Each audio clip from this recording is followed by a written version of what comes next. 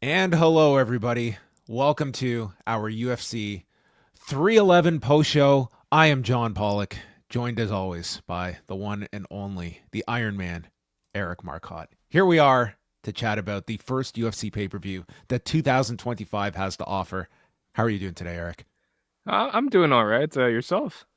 I'm doing well. I'm doing well. Coming off of a pretty notable pay per view that had a lot of drama in the final 24 hours, and it looks like uh, if there is a person who's on the wrong end of things coming out of this weekend, it feels like it is Arman Tsarukyan, who had to pull out of the fight on Friday, citing a back injury, and then we do not know if the man was paid anything for this. Odds would go against that theory. And then, if that was not enough, Dana White explaining afterward, he will have to go back to the drawing board. A championship fight. You're coming out of this as if you're being booked like you lost the fight and have to work your way back. I don't think anyone's fortunes come out more damaged than Arman Sarukyan's. There are certain times where you get like a last minute cancellation, and you can tell that the UFC is just eager to rebook the fight and are very supportive of the fighter. This is not one of those times. This was Arman Sarukian. You're going to the back of the line sort of reaction. Yeah, it was afterwards at the press conference, like sometimes you can read between the lines with Dana, and I mean he was very careful to say I never want fighters to compete injured. But then when he was asked, did you think Arman could have fought tonight? And I don't know. I don't know. So I mean that to me was kind of his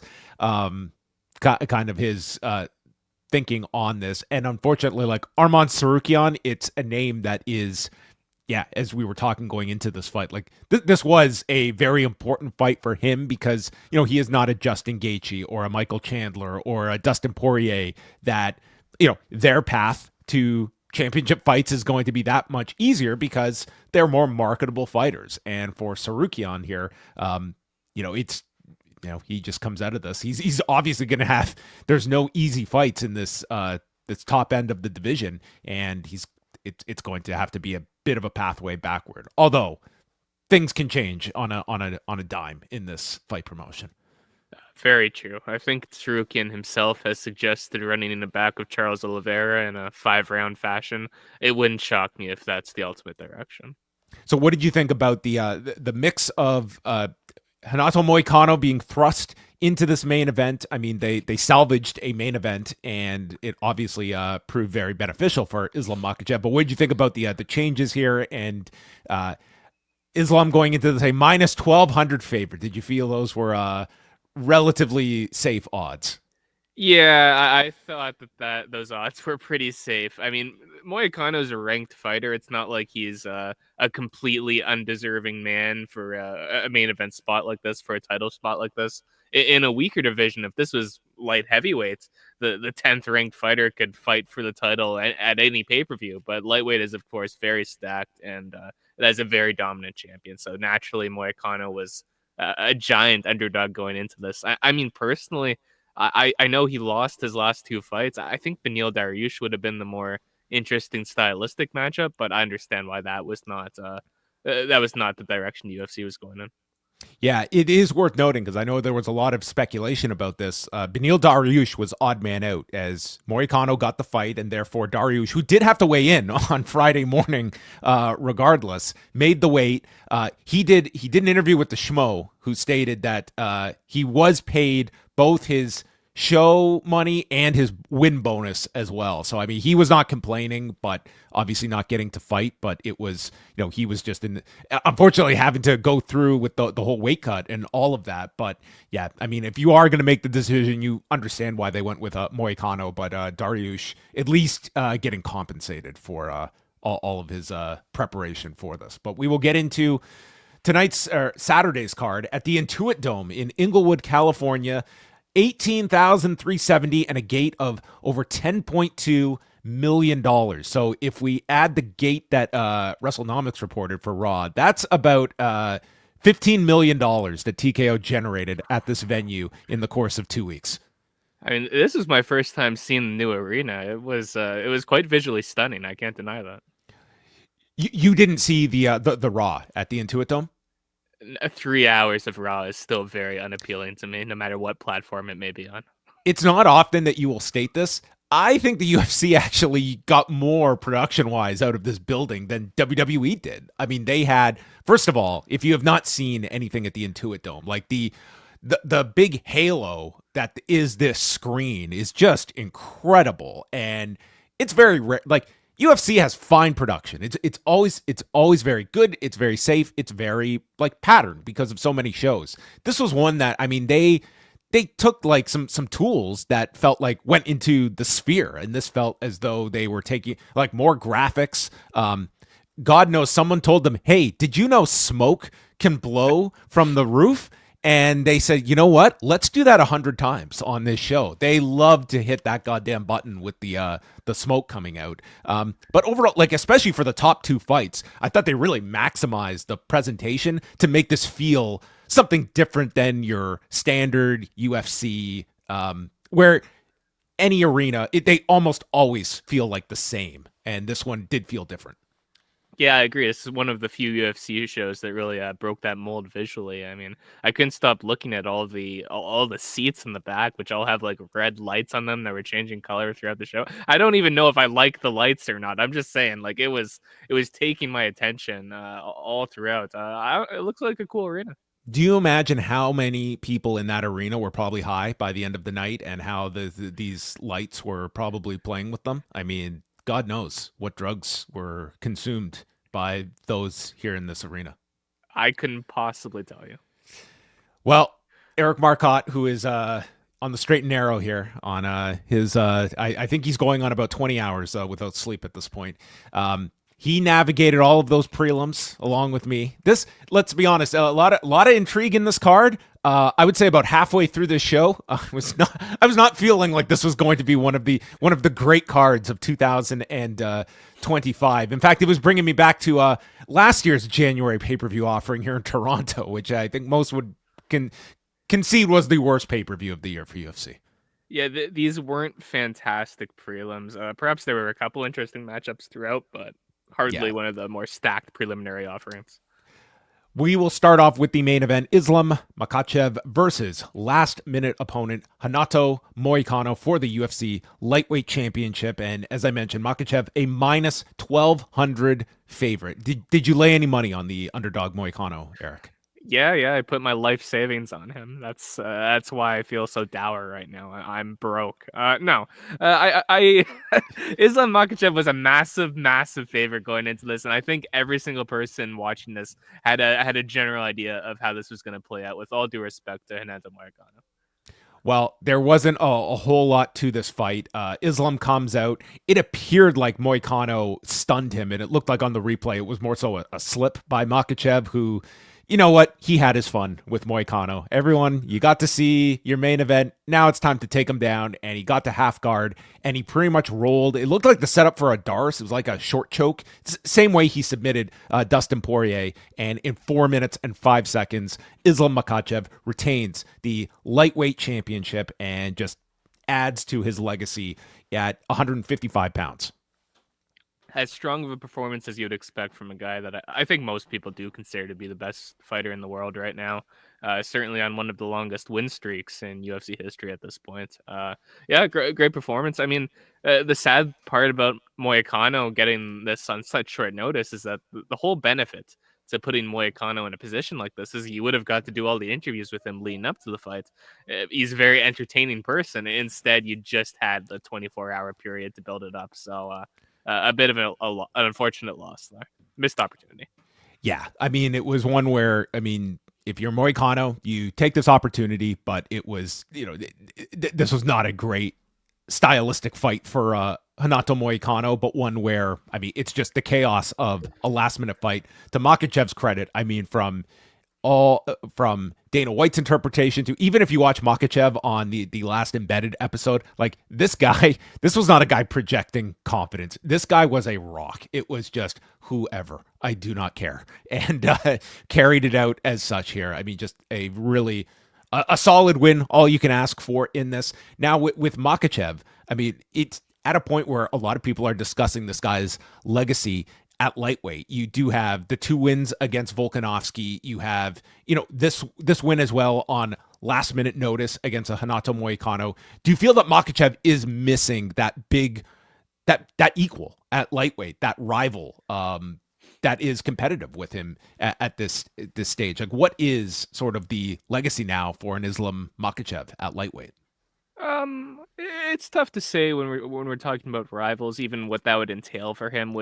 There's a lot of great fighters who had very engaging rivalries outside of the cage, and when it came into the cage, it was a more one-sided beef. But perhaps that'd be the case with an Islam Makhachev. I don't know if there's a fighter, perhaps Arman Tsarukyan aside, who poses that challenge to him. Obviously, they fought previously quite some time ago. I don't even know how much stock you would put into that fight from 5-6 years ago now. They've both evolved so much as fighters, but I think that first Volkanovski fight is about as competitive as you're going to see for the time being.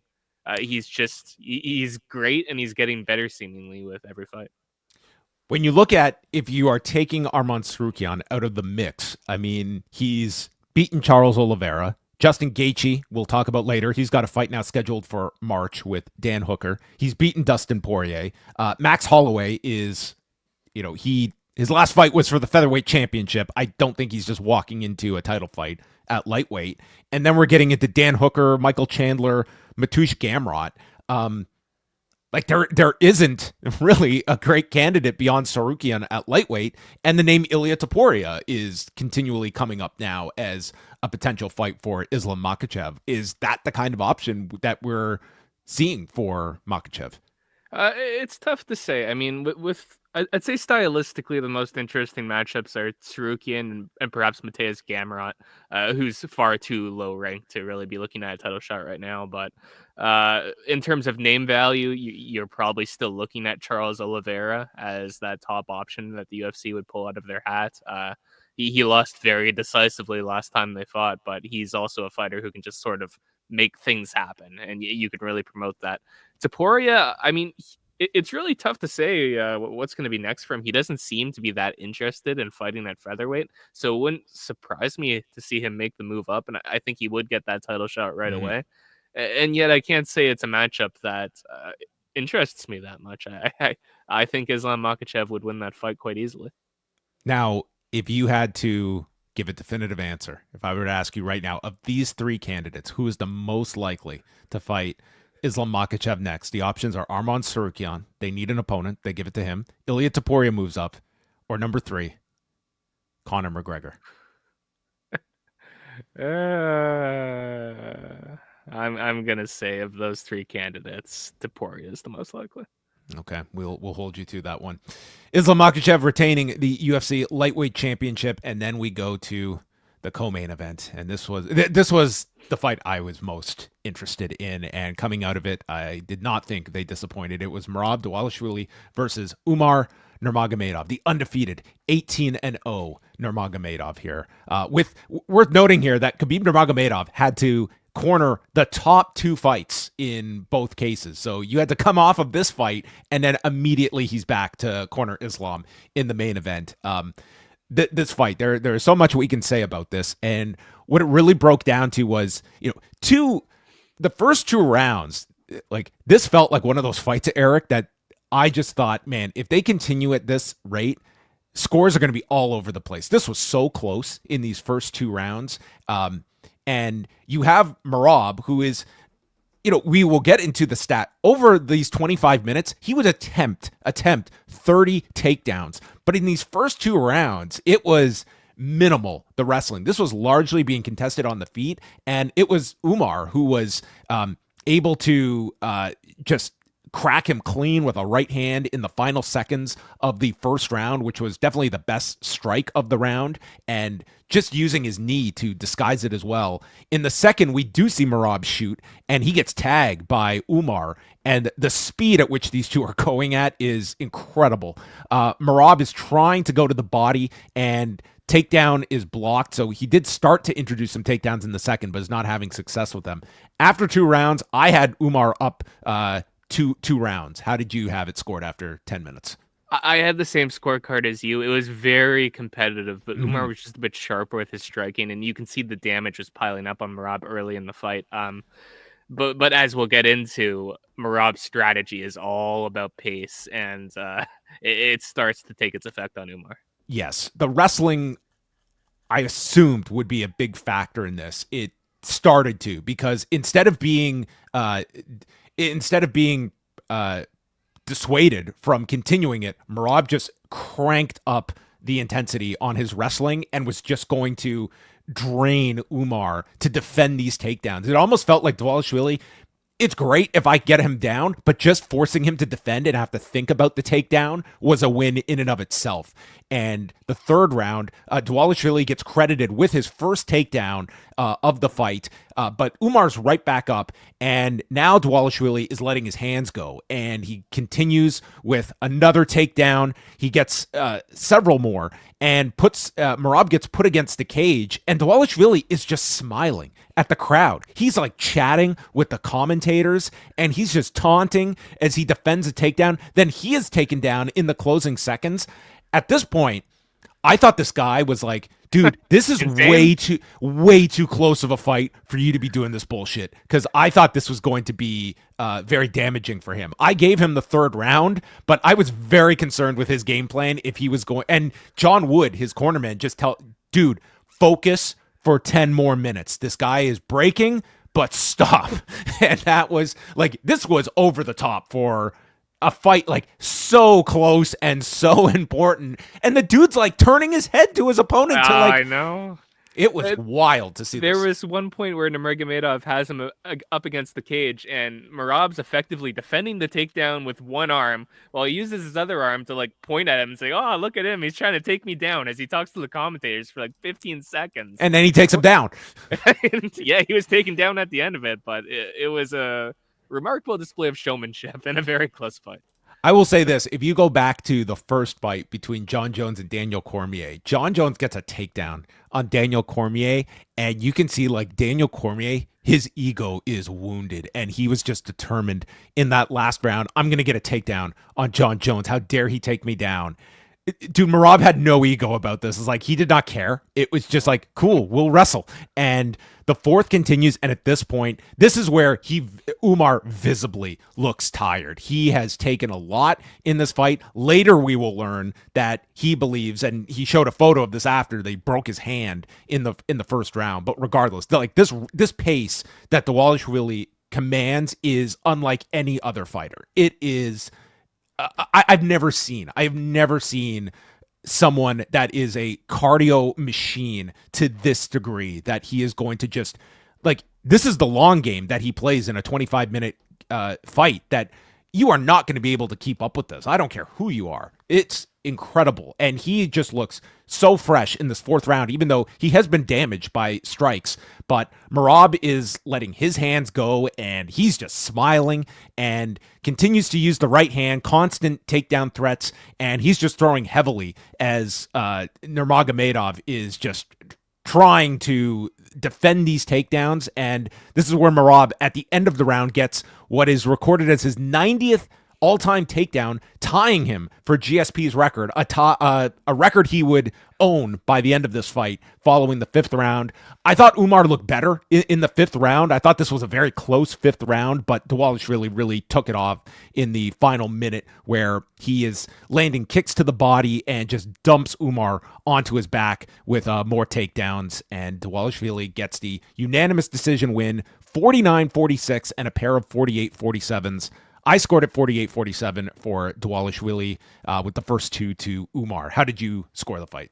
I had the same scorecard as yourself. This was an absolutely tremendous fight, about as high level as you're going to see, especially the grappling exchanges between the two. Some of their takedown defense was just beautiful to watch. Some of their transitions as they tried to get up, or when Umar took Merab's back in the second round, like, it was beautiful to watch. And it was also there was a beautiful story to the fight, because at the start of this fight, the crowd was completely behind Umar Nurmagomedov, and all that showmanship from Merab actually won them over to the extent that this crowd was going insane every single time that he landed one of his takedowns that he wouldn't do anything with. The sort of thing that would get you booed in a lot of other fights was getting this guy massive ovations in this one because he was so entertaining.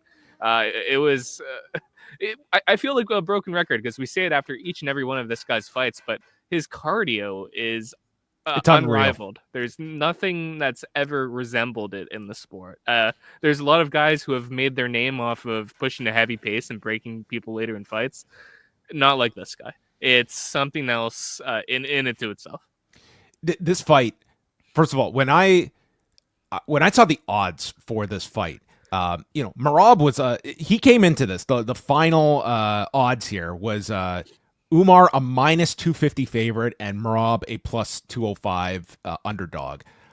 And listen, if we maybe knew the full scope of what Merab was dealing with, I mean, it sounds like he had, like they called it a leg infection, but it sounds like he was battling like staph that he had to deal with, plus a back injury that he shared after the fact, which makes this even more impressive what he did for 25 minutes. But like all things being equal, like I don't know how you could have like a read on this fight because I did not know what was going to happen in this, and I was certainly not going to look at Merab as some kind of big underdog in this fight. But this performance was something else, and by the end of it, it was funny because he gets on the mic afterwards. First of all, he's like giving this big speech to Dana, and Dana's just like, go talk to Joe. Go talk to Joe. And this is where he talks about this infection on his leg, and they needed him for this fight, so he went ahead with it.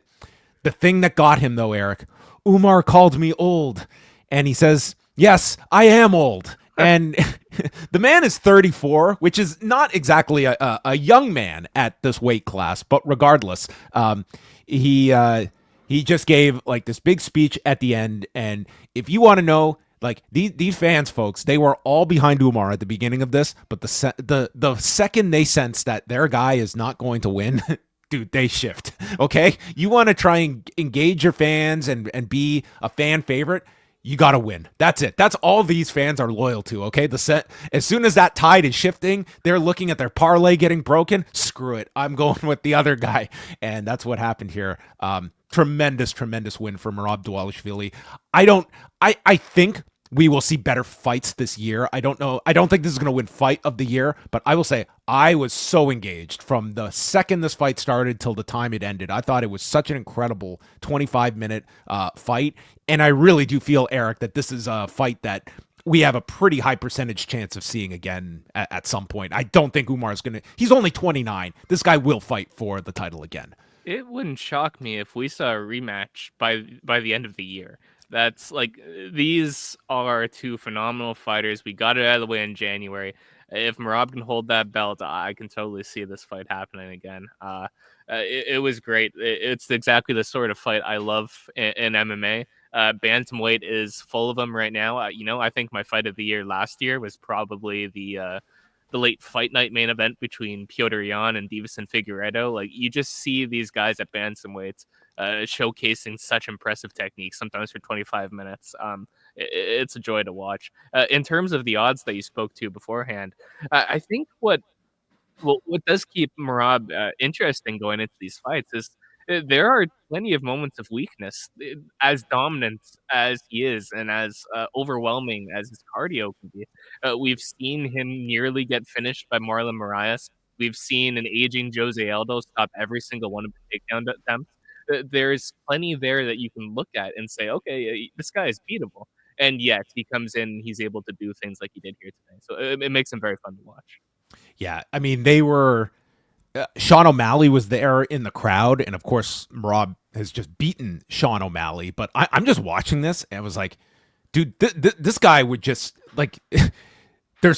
These two feel like they are at a level that bantamweight is incredibly talent-rich division, but it just feels like you need to be an incredibly special fighter to compete at this level with Merab at this stretch. And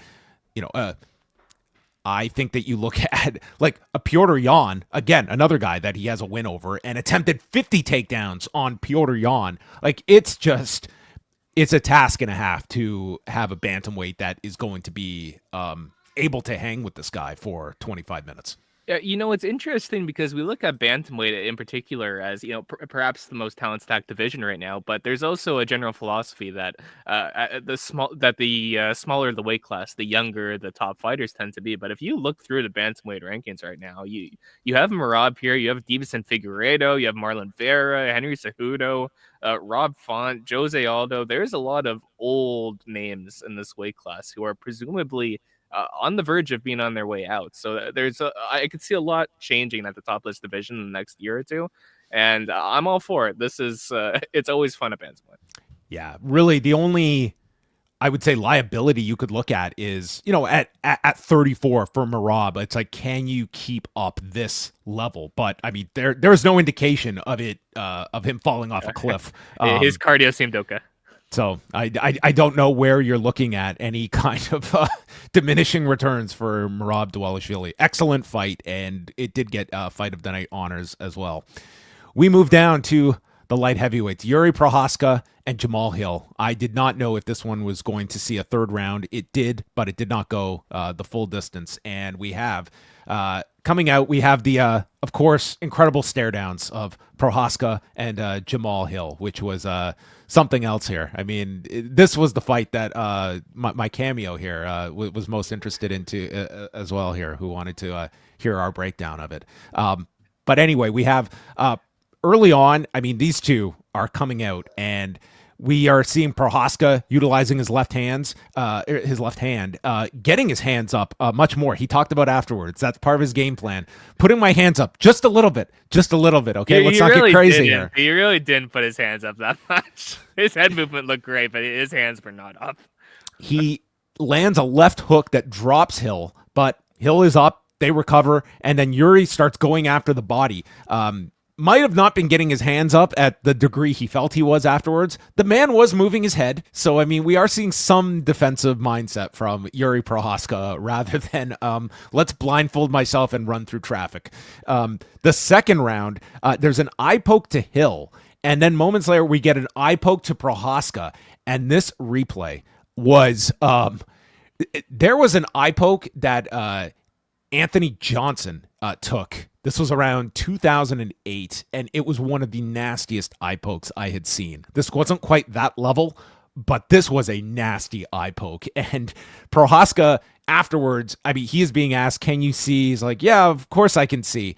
And at the press conference, he's like, I'll play this game or whatever in the heat of battle or whatever. I think this guy's eye was really screwed up from this eye poke. It was pretty nasty, yeah. You could tell that it was like he took his time trying to get back in there, and he didn't seem like he was at 100%. He just wanted to keep fighting. Yeah. But anyway, Jiří comes back and he cracks him with a right hand, but it's Hill landing his own in response, and Hill starts digging to the body and hits a knee from the clinch. So I had it even after 2 rounds, but scores were not needed because in the third, Jiří just opens up with a flurry. Hill's the bridge of his nose is cut, and Jiří just opens up.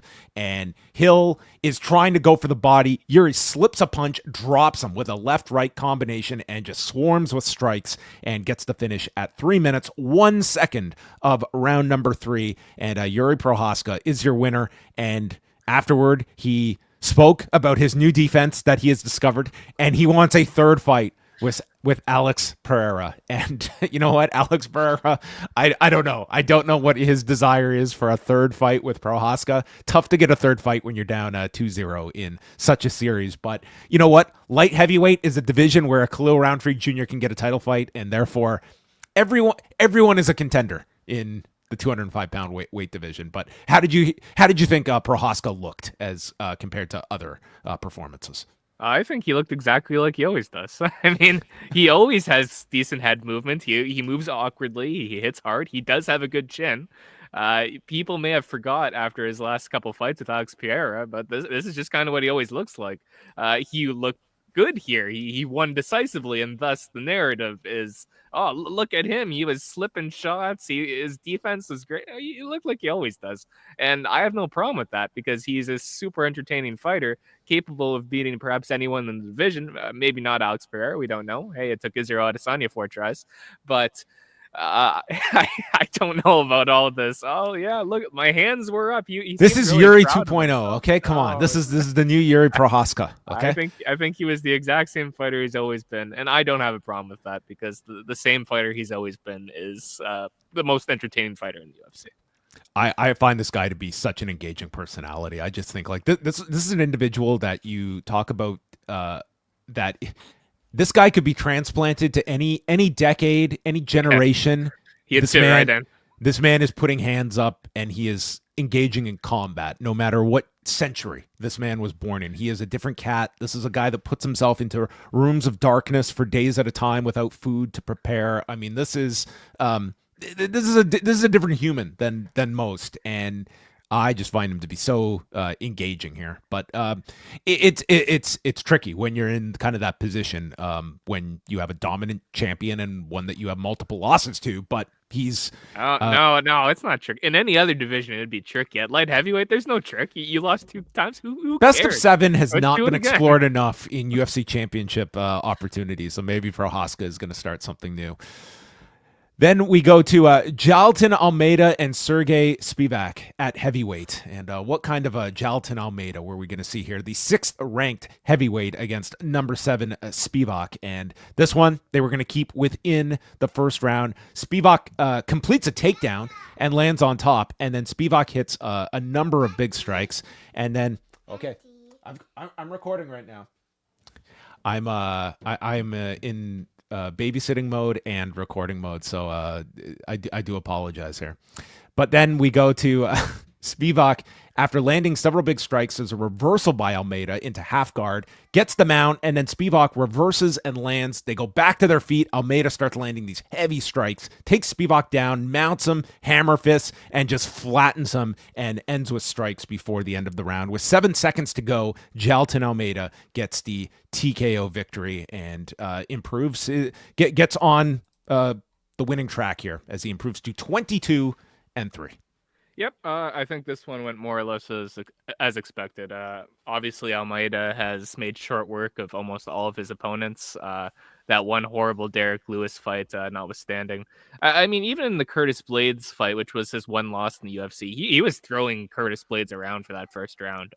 He's incredibly talented at what he does, and just that level of dominance at a division like heavyweight, being able to throw those big guys around is going to get him very far. He certainly has some weaknesses in his game, but he's probably a top 5 heavyweight, sure.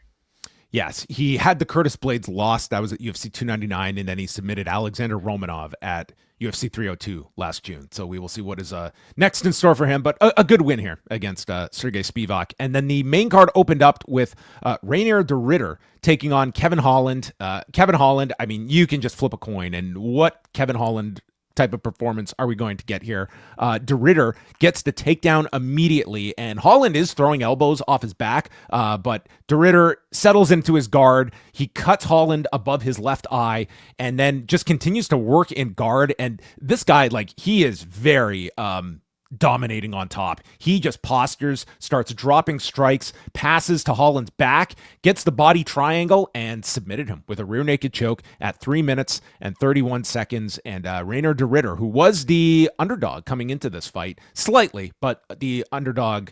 No, I misspoke. He was a slight favorite in this fight. So he gets his first UFC victory after. Is that right? No. I believe he won his previous fight. He beat Gerald Meerschaert in his first fight. So there you go. Disregard everything I just said. Reinier de Ridder, your victor. 19-2 now. Yeah, very strong performance on his part. I thought Kevin Holland didn't look great here. It's been a lot of losses lately for Holland. I don't think middleweight's the division for him. And it's like you said, you never know what you're going to get from the guy. On to the prelims, and a number of notable fights here. I would say the most interesting was Payton Talbott, who was the most featured, I would say, of the prelim fighters in the lead up to this. He was a minus 1,050 favorite against Raoni Barcelos. And listen, Barcelos might not be anyone's pick to ever hold bantamweight gold, but the idea that this guy was just going to be run through, to me, was crazy. Payton Talbott has showcased very good striking, but he's had 3 fights in the UFC, and I wouldn't say like this was just such a layup, and I did not expect this, but my God, did Barcelos, if he needed any motivation, it was all displayed, because, I mean, he just took this guy to school for 15 minutes, and this is the kind of fight that Talbott will either take great education from and retool and be motivated to improve, or this will just be soul crushing and break him, because it was just that kind of dominance here as Barcelos takes him down, and this would be the story of the fight, just absolute smothering of Talbott on the ground, and he flattens him, nearly gets he gets the mount right at the end. This was just a total dominant first round. The second, beautiful takedown by Barcelos, and he goes right to half guard. Talbott does battle to his feet, and then he gets thrown with a hip throw, and this already, Barcelos had 5 takedowns by the middle point of the second round. He's controlling and mount again.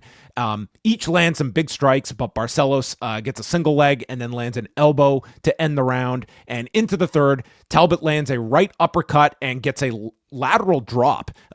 Probably his best execution of anything in this fight. Barcelos is trying for an omoplata, but he gets called by the referee for grabbing the fence to set it up, so he loses that position. And we continue. Barcelos continues with the takedowns, is mounting him at pretty much ease and flattens him at the end and lands this big flurry. I went 30-26. I went 10-8 in the first round. One judge went 30-26. The others 30-27 for your winner and biggest underdog coming through, Raoni Barcelos, who hands Payton Talbott his first loss. Absolutely insane odds. There's no reason that Barcelos should have been plus 1,000 underdog. He's too good for that. He's definitely getting older now, which feels wild to say about a guy who really just like his peak was like 2019, and now he's old. But that's the realities of the fight game. I don't really. I know his background is in grappling, but I've never really thought of Barcelos as a grappler. I think he's made his name striking with people. Well, you got to see that background here tonight. He was just miles ahead of Talbott. Yeah, I mean, for Talbott, I mean, we will see. I think that sometimes this is the type of fight that, I mean, they even talked about it on commentary, is that, you know, Talbott gets a win here. It's like, are you going to be thrown into like the deep end that you just, once you are slotted and fighting these killers at the top of the division, like there's no way out of that unless you just totally sink. That Talbott, maybe this is a win or a loss rather, that can be, there can be a silver lining to this. Like, he's 26, and I think this gives you a better understanding of the deficiencies in his game that he can come back and retool from. But it was definitely a humbling loss if you're Payton Talbott, who they were certainly eyeing as, like, promotionally as one of your kind of stars to watch at bantamweight. So that was that fight. And then we get into the rest of the card here. We'll kind of blitz through some of these fights. Zachary, Reese, and last minute replacement Azamat Makhachev, who is the LFA middleweight champion. Very rare that you get a last minute opponent coming into the UFC, making his debut, and he was the favorite by the end of this, and showed why, because Makhachev executes a single leg, and Reese is trying for an armbar but can't get it, and Makhachev is in his guard, and he just starts to pile up shots and finishes Reese, knocking him out. And when I say knocked out, this guy was like out for some time after 3 minutes and 4 seconds. Azamat Makhachev, who I'm going to guess will not be defending that LFA middleweight championship ever again. No, I don't think so. You know, Brandon from New Jersey, of all people, messaged me before the card, and he doesn't offer too many MMA opinions at this point. But he messaged did he go to school with Azamat Makhachev? He watches a lot of LFA apparently, because he just tells me Makhachev's gonna kill this guy, and that's the only thing he had to say about UFC 311. And sure enough, that is exactly what happened. Next was Bogdan Guskov versus another late replacement in Billy Elekana. So first of all, Billy Elekana replaced Johnny Walker. on this card. This was about a week ago that Walker had to pull out. Elekana came in, and he weighed in on Friday at 200 pounds. And, like, this is very odd. This guy fights at light heavyweight. He is a light heavyweight fighter. How did he come in at 200 pounds? There has to be something. I don't know if there's some story to this, but it makes no sense to me. This guy, I checked. I'm like, is this guy somehow like this welterweight that they just contacted? Like, Billy Elekana has fought in PFL. He has had, like, you know, he's at least, he's a light heavyweight fighter. How do you come in at 200? You've got to be walking around at minimum 220 if you're a light heavyweight. It's the reverse weight cut. He bulks up for each fight.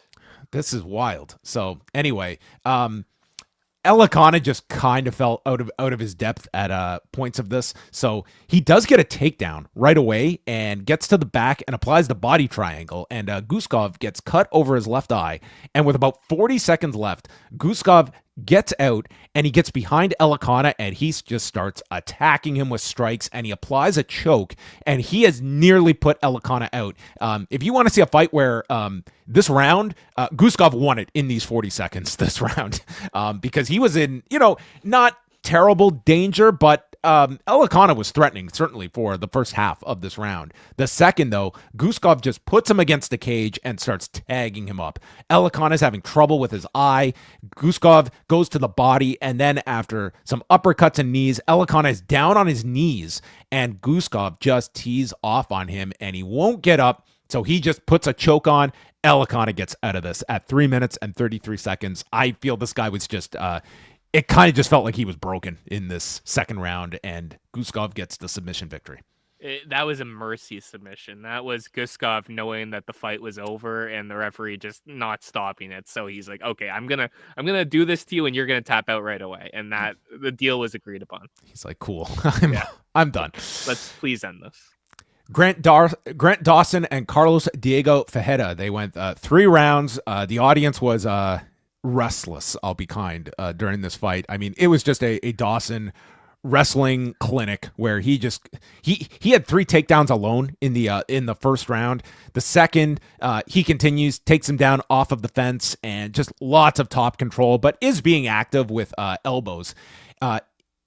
Dawson gets right back on top in the third round, and this is after Ferreira was pretty much like scolded by his corner in between rounds, where he is just being told, don't say I'll try, either do it or don't. And as he's on his back after this first takedown in the third round, you can hear his corner just yelling, submit or get up. I was like, man, this corner is, they've had enough of their fighter here.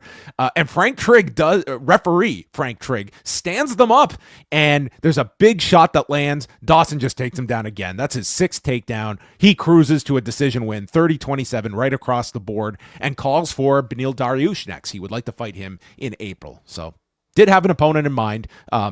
Never was this fight, I think, in doubt for Grant Dawson, but also not the most pleasing fight to watch for 15 minutes either.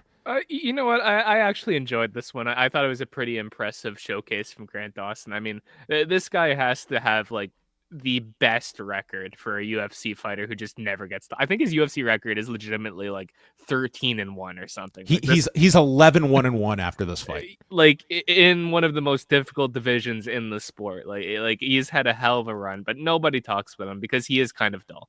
I did think this was a more impressive outing from him against one of the best fighters he's ever been in there with. Diego Ferreira, he's strange.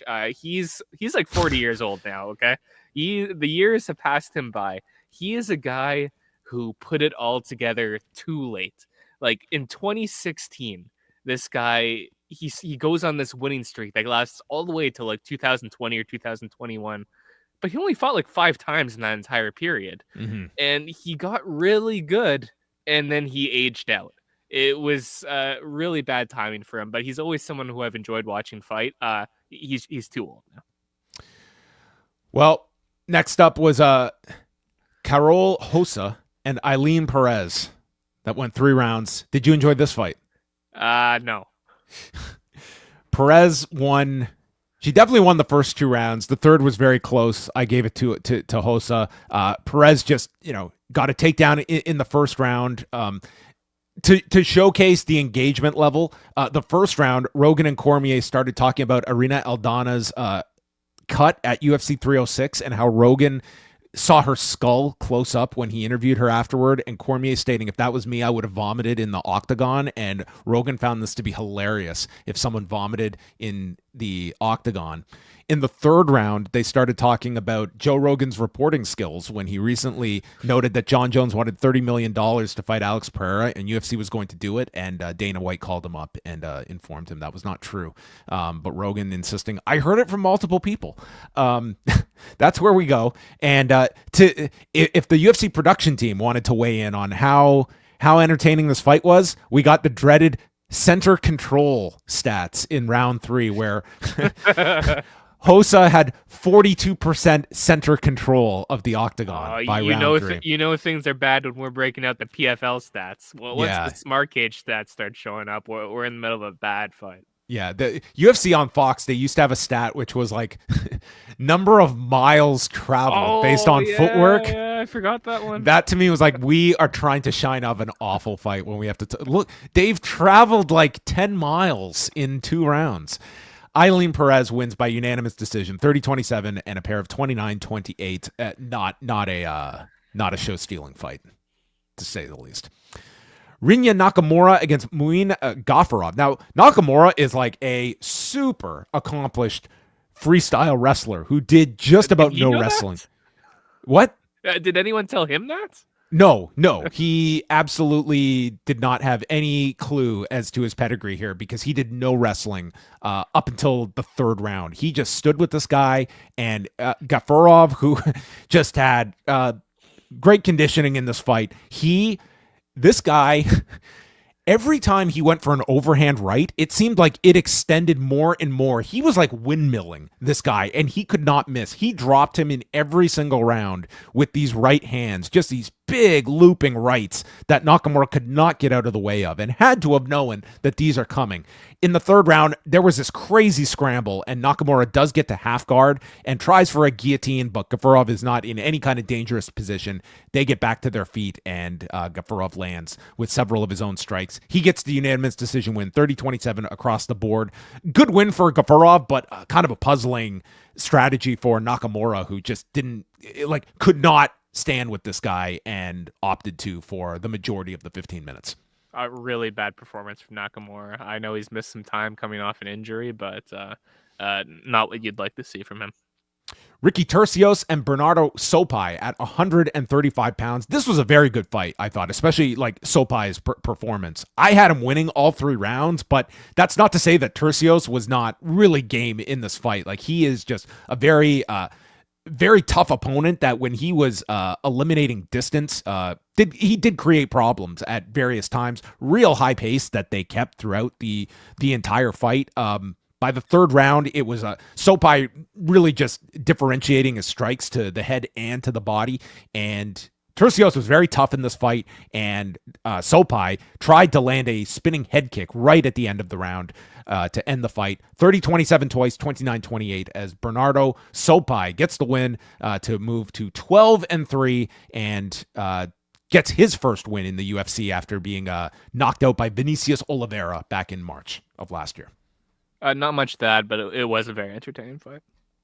And we opened up with Eric's fight of the night. It was Tagir Ulanbekov and Clayton Carpenter. I kid because this was a good fight. Carpenter is a very very good quality flyweight, but Ulanbekov here was just a better grappler, and I had him winning all 3 rounds. It was entertaining for while it lasted. The 3rd round, Carpenter was attacking the lead leg quite vigorously and then clinched him against the cage. Ulanbekov, this is the highlight of the fight. He just looks at Daniel Cormier and says, "This is for you." And he just rips Carpenter off the fence and takes him down into side control. So we had a lot of fighter-commentator conversations going on this card. Ulanbekov gets the unanimous decision win, 30-27 twice, 29-28, and Ulanbekov with a warning, Alexandre Pantoja, I'm coming for your belt. We'll see. We'll see. I don't think Pantoja is too worried about anything right now. So what was your overall assessment of this card? I thought that The main card was a big turnaround, but I would say like the first half of this card, I didn't know if there was too much to write home about, but it turned into, especially assessing the pay-per-view portion, I thought a really entertaining card, especially your bantamweight title fight that I think will probably stand up as one of the better fights that we'll see this year. Yeah, very forgettable preliminary card, but the main card was everything you could have wanted, minus your big main event, of course. Some notes that came out of this, we had the announcement that Craig Piligian, the producer of The Ultimate Fighter, is going to be going into the UFC Hall of Fame, into the contributor wing later on this year. We have also got, stop the presses, the coach announcements for Tough Season 33. I'm not exaggerating. It will premiere May 27th with coaches Chael Sonnen and Daniel Cormier. I can't wait for that fight at the end. Yes, I can't either. I think they're going to have a basketball contest at the end on pay-per-view. Eric, will you be glued to your ESPN2 or ESPN Plus viewing apparatus for this season of Tough?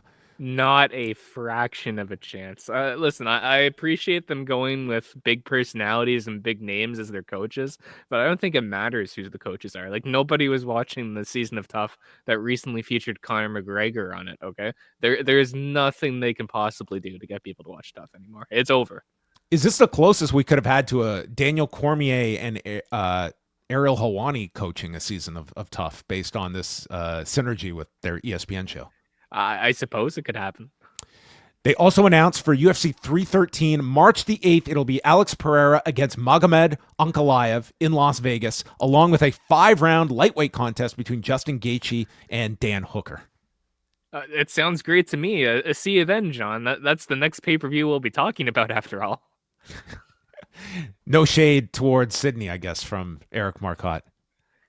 Listen, this upcoming UFC 312 card, I am not looking forward to it. We'll take a look at this. This is when they showcased the graphic for the main card. I was like, oh my goodness, yeah, this is rough. My goodness.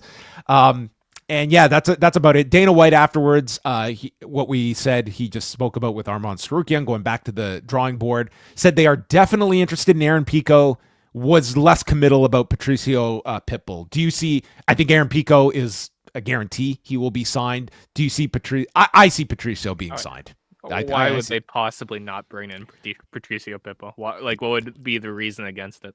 Yeah, I mean, it's at the very least, maybe you're not going to get a ton of fights out of him. Like, age is a factor with Patricio Pitbull, but still, to bring him in, you can get several fights out of him. And I think it's very much the same thing as bringing Michael Chandler in after his Bellator run had concluded, exactly. right? Like, he's an aging fighter, but those are probably the two names I would associate most to Bellator, right? Probably Michael Chandler, Patricio Pitbull. Pick him up, get what you can out of him. It's not the same as Chandler, where every fight's going to be some banger. The years are starting to take their toll on Pitbull, but honestly, if you just said, "Hey, we're doing Patricio Pitbull versus Ilia Topuria," I think they could get away with it. Listen, we're about to ask fans to pay $80 for the rematch between Dricus du Plessis and Sean Strickland. Okay, there's not too many title fights you can't get away with in this day and age.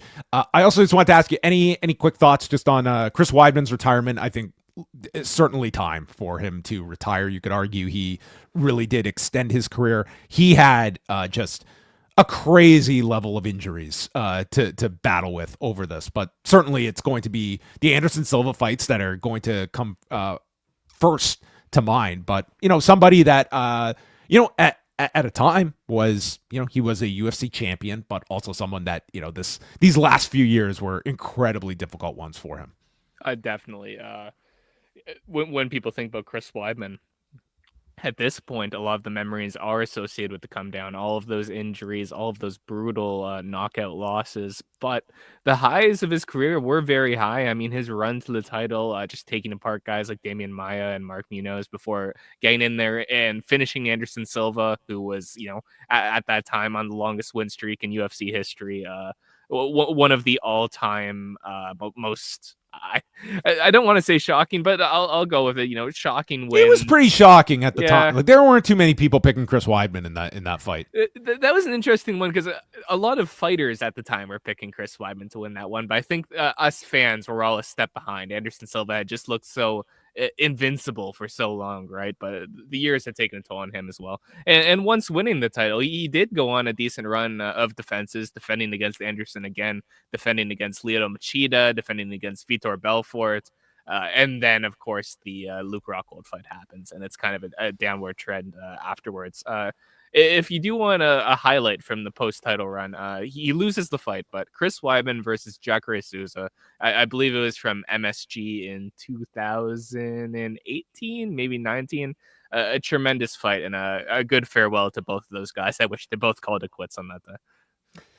So looking ahead, UFC is off next weekend. Instead, we get it's a whole weekend dedicated to the Bellator Champions Series, whatever that is now, with Usman Nurmagomedov against Paul Hughes.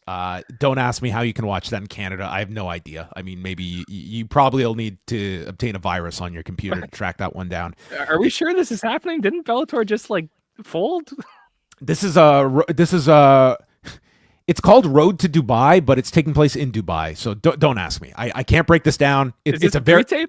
It's a very good main event, and then the rest. Vadim Nemkov also fighting, and then more fights to round that card out. Even once Bellator goes out of business, they're still running. Absolute remarkable. Are you going to be following any PFL this year?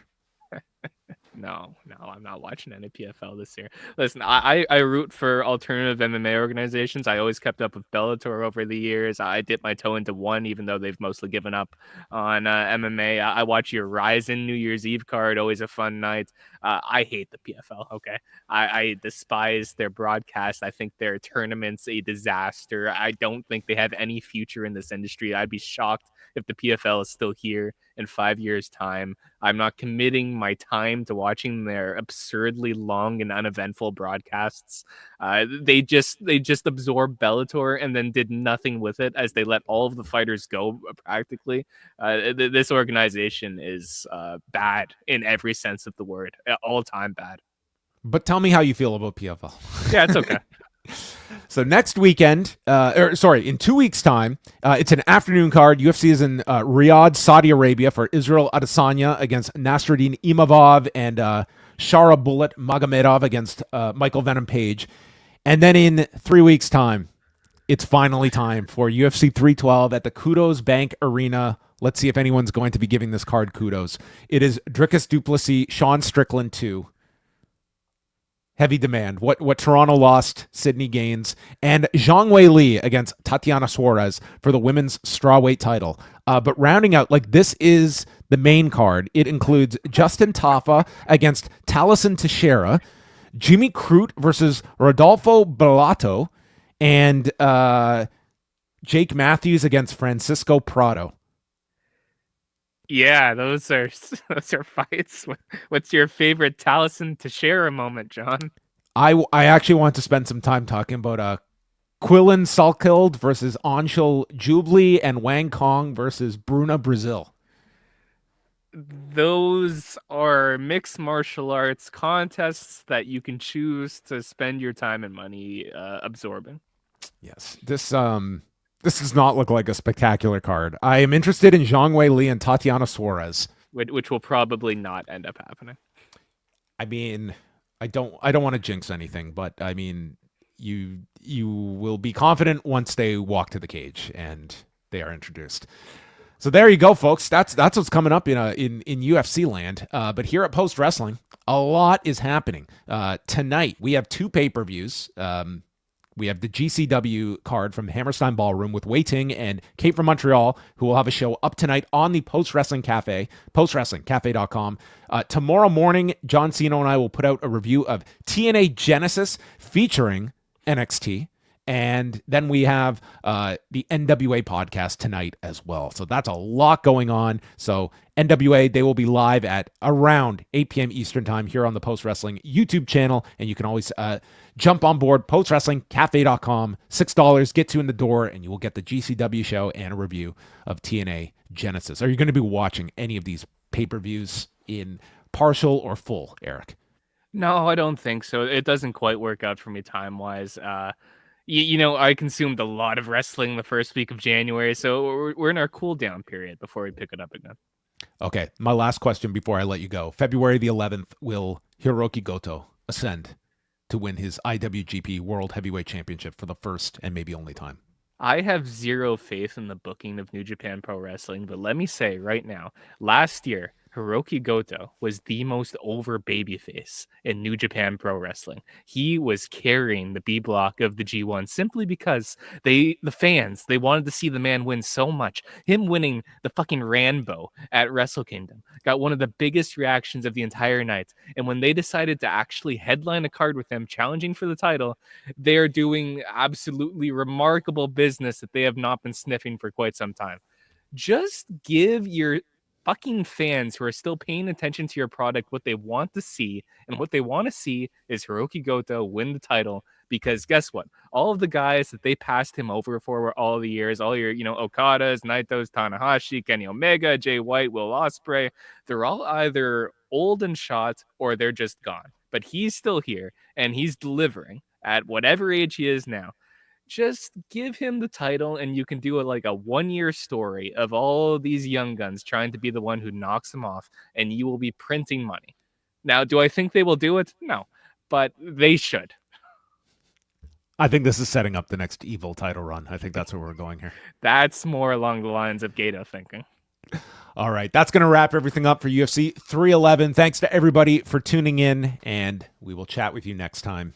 Stay tuned. For Eric Marcotte, I am John Pollock, and that concludes your UFC 311 review.